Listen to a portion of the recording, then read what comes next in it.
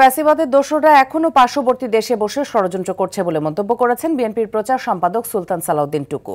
টাঙ্গাইলের কাতলিতে এক অনুষ্ঠানে তিনি একথা বলেন। তিনি আরও বলেন, নির্বাচনের রোডম্যাপ ঘোষণা করা হয়েছে, সে অনুযায়ী রমজানের আগে নির্বাচন হবে, দেশবাসী এটা বিশ্বাস করে। দীর্ঘ 15 বছর মানুষ ভোট দিতে পারেনি। আগামী সংসদ নির্বাচনে জনগণ নির্ভয়ে ভোট দিতে চায়, কিন্তু এই নির্বাচন নিয়ে নানা ষড়যন্ত্র চলছে। ষড়যন্ত্র করে লাভ হবে না বলেও জানান টুকু।